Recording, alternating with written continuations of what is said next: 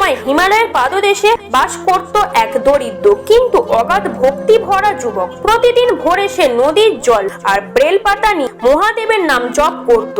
তার কাছে ধন সম্পদ কিছুই ছিল না, কিন্তু হৃদয়ে ছিল অটুট বিশ্বাস। সে প্রতিদিন বলতো, হে প্রভু শিব, আমার জীবনে আপনি ছাড়া আর কেউ নেই। একদিন গভীর জঙ্গলের মধ্যে বেলপাতা তুলতে গিয়ে হঠাৎ বিষধর সাপের সামনে পড়ে গেল। সাপটি ফোনা তুলে দাঁড়ালো, সেই মুহূর্তের মধ্যেই তাকে দংশন করবে। ভয়ে তার শরীর কেঁপে উঠতে লাগলো, কিন্তু সে দৌড়ায়নি।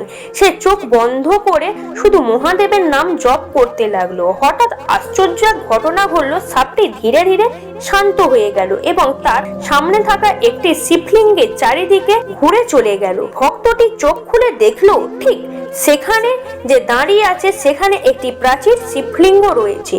তখন তার মনে হয় এই বিপদের সময় তাকে রক্ষা করেছেন স্বয়ং মহাদেব। এই কৃতিত্বটাই মাটিতে মাথা নত করল। সেই দিন থেকেই তার বিশ্বাস আর দৃঢ় হয়ে গেল।